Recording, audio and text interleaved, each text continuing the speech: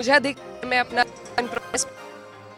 कल को कोई I love Mahadev, I love Shri Ram लिखेगा, किसी को कोई आपत्ति नहीं है इसमें। तो आई लव मोहम्मद में ऐसी कौन सी गलत चीज़ किसी ने लिख दी? तो ये सरासर सत्ता का दुरुपयोग है, हमारे संवैधानिक मूल्यों का हनन है और एक अनडिक्लेयर्ड इमरजेंसी उत्तर प्रदेश में और आपको देखने को मिल रही है। हमारी इन लोगों से यही गुजारिश है कि ये हमारे साथ चले, हमें कोई आपत्ति नहीं है, हम इनके बीच में वहाँ जाना चाहते हैं। हमारा काम सिर्फ जनता की आवाज़ उठाना है, उनके पीड़ा को समझना है और संवाद कायम करना है। लेकिन फिर भी रोका जा रहा है। ये उत्तर प्रदेश सरकार की बौखलाहट दिखा रहा है कि वहाँ पर जो कानून व्यवस्था है वो बिल्कुल टूट चुकी है और एक बुलडोज़र जस्टिस दोबारा वहाँ शुरू किया गया है। तो उत्तर प्रदेश सरकार किस आधार पे सुप्रीम कोर्ट के आदेश का उल्लंघन कर रही है, ये सवाल सरकार से बनता है। और मैं सुप्रीम कोर्ट को भी कहना चाहती हूँ कि वो इसका कॉग्निजेंस ले और कोई कार्रवाई करे, इनको डांटे फटकारे उत्तर प्रदेश सरकार को।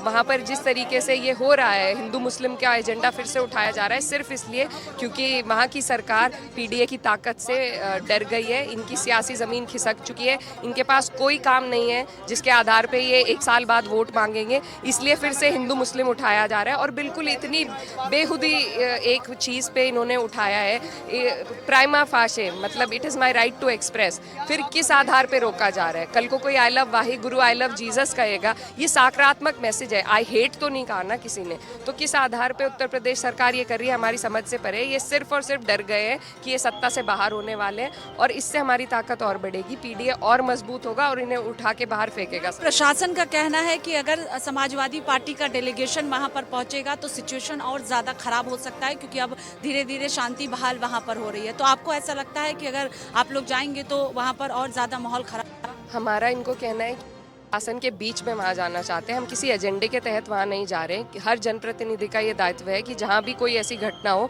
वहाँ पहुँचे, अपने लोगों से मिले। हम उस फर्ज के तहत और उस अधिकार के तहत जो संविधान ने हमें दिया है, हम वहाँ जाना चाह रहे हैं और हमें कोई आपत्ति नहीं है। प्रशासन अपनी 10 गाड़ियाँ लेके हमें बीच में ले ले, हम सिर्फ वहाँ के लोगों से मिलना चाहते हैं और बात करना चाहते हैं और ये हम करके रहेंगे। हम उजागर करेंगे बरेली में क्या क्या घटना घटी है, किस तरीके से प्रताड़ित प्रशासन के माध्यम से सत्ता के दबाव में वहाँ के लोग हुए हैं। और मेरा सवाल प्रशासन से है कि इनकी कोई मॉरल एथिक रिस्पॉन्सिबिलिटी नहीं है क्या? इन्होंने संविधान नहीं पढ़ा क्या? इन्होंने कानून की किताबें नहीं पढ़ी, या सिर्फ सत्ता का हुक्म मानने का इनका दायित्व है? इन लोगों को डिस्क्रिशनरी पावर भी होती है, अपनी एथिक मॉरल रिस्पॉन्सिबिलिटी को ये निभाएं, वहाँ तक हमें जाने दें। और वहाँ के लोगों को इस तरीके से प्रताड़ित सिर्फ इतने एक पॉजिटिव मैसेज पे जो किया जा रहा है, ये बिल्कुल बर्दाश्त के काबिल नहीं है और बिल्कुल गैर संवैधानिक है। और इसका जवाब हमारे लोग, पीडीए परिवार पूरा 27 में सरकार। और सवाल है कि दिल्ली यूपी बॉर्डर पर आप लोगों को रोक दिया गया है, अब कैसे अगला कदम समाजवादी पार्टी का क्या होने जा रहा है? फिलहाल तो प्रयास इन्हीं लोगों से जारी है हमारा कि इन्हें इनके साथ ही हम वहाँ तक जा सके।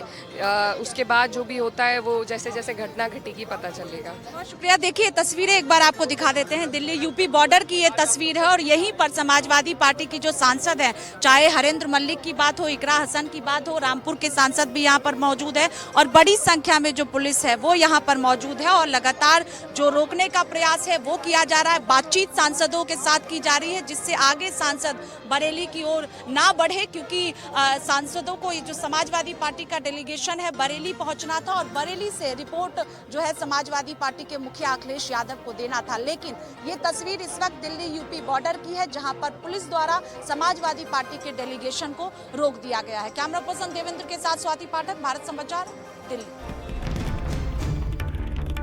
और ये बड़ी खबर देखिए, भारत समाचार पर सांसद इकरा हसन एक्सक्लूसिव सामने आई। उन्होंने तमाम बड़ी बातें रखी हैं, जिस तरीके से दिल्ली गाजियाबाद बॉर्डर पर पुलिस ने रोका है। सपा के कई सांसदों को बरेली जाने से निकले हुए थे ये सपा सांसद और उन्हें बरेली जाने से रोका गया। हरेंद्र मलिक, इकरा हसन को रोका गया। इसकी वजह से इकरा हसन को अभी आपने सुना, वो कह रही थी कि लगातार जिस तरीके से प्रशासन की तरफ से दबाव बनाया जा रहा है और शासन उन लोगों पर कार्रवाई कर रही है जो कि बताया जा रहा है कि वो निर्दोष हैं। और इसी को लेकर देखिए बरेली में आज ये सपा का प्रतिनिधि मंडल पहुंचने वाला था पीड़ित परिवारों से मुलाकात करने के लिए, लेकिन कई जगहों पर देखा जा रहा है कि पुलिस बल की तैनाती है और वहां जाने से लोगों को रोका जा रहा है। ये तस्वीरें हम आपको दिखा रहे हैं, दिल्ली गाजियाबाद बॉर्डर पर पुलिस ने रोका है। सपा के कई सांसद हरेंद्र मलिक, इकरा हसन और भी कई सांसद वहां पर मौजूद हैं, क्योंकि आज ये सपा का प्रतिनिधि मंडल बरेली जाने वाला था। 26 सितंबर को जिस तरीके से आई लव मोहम्मद को लेकर जो बवाल हुआ था, उसके बाद से प्रशासन और शासन की तरफ से कई लोगों पर कार्रवाई की गई। वहीं इकरा हसन ने कहा कि ये एक पॉजिटिव मैसेज है, इस पर कोई आपत्ति नहीं होनी चाहिए। कई लोगों को प्रताड़ित किया गया है और उन्हीं से मिलने के लिए हम पहुंच रहे थे। ये बड़ी खबर हम आपको इस वक्त बता रहे हैं और ये तस्वीरें भी हम आपको दिखा रहे हैं। देखिए, भारी पुलिस बल की तैनाती है। बात की जाए तो आज लखनऊ में भी हाउस अरेस्ट किया गया है। एसएसपी से मिले, सबसे मिले, थानेदार से मिले, सबसे मिले, पब्लिक से मिले, तो लोगों का विश्वास आपस में जगा। हम वहाँ भी तो यही संदेश लेके जा रहे थे कि सौहार्दपूर्ण माहौल बने। ये क्या मतलब हुआ इन बात से? आप सास भी हम इनसे पूछ के लिया करेंगे। अच्छा, हम लोग डंडा लेकर के भी आए थे, हम डंडे फंडे से नहीं डरते भाई। डंडा हम तो किसी का मारते नहीं, हम तो कलम के और फोन के लोग हैं। पर अगर कोई मारेगा तो वह मार लो। हम तो गांधीवाद देश में पैदा हुए, मारेगा मार लो। पर हमें ये जानना चाहते हैं हम अधिकारियों से, जो अधिकारी खड़े हैं, कि आप हमें बताओ किस कानून के तहत हमारा मूवमेंट रोक रहे हैं। ये कहे बरेली में कोई धारा बताओ बड़ी सिवा लगी, भाई जो धारा लगी अभी तो बरेली बहुत दूर है। हाँ, अगर उसके लिए मुरादाबाद है, रामपुर है, बरेली के एंट्री पर रोक लियो, जहाँ प्रवेश वर्जित है वहाँ रोक लियो। ये क्या हुआ कि हम यहाँ से ही नहीं चल सकते? अब मैं ये अगर कहूँ कि मैं अपने क्षेत्र में जा रहा हूँ, ये कहे मैं अपने क्षेत्र में जा रहा हूँ, इकरा कहे मैं अपने क्षेत्र में जा रही हूँ, तो सड़क तो जा, पहले सड़क को खोद दो। ये तो गलत बात है। ये इसका संदेश ये टेरर पैदा करना चाहते हैं। जो इन्होंने एक वर्ग विशेष के साथ, कमेरे वर्ग के साथ जो जुल्म और ज्यादती की है, उसको छुपाने का एक तरीका है। सच्चाई सामने ना आवे, इसके लिए मोदी जी इस तरह के हथकंडे अपनाते हैं। क्योंकि इन्होंने सारी संवैधानिक संस्थाएं कैप्चर कर ली। कानून का राज नहीं, संविधान का राज नहीं है, इस देश में मोदी का राज चल रहा है। घंटों से यहाँ पर रुके हुए हैं, पुलिस द्वारा क्या कहा जा रहा है? लगातार आप बातचीत भी कर रहे हैं। पुलिस ने कह रही है आप आगे नहीं जाओगे। माँ क्यों, हमारे पास दुख है। हमने ये भी कह लिया हम पैदल चले, थोड़ा आगे गाड़ी ले लेंगे अगर आपको यहाँ कोई दिक्कत है।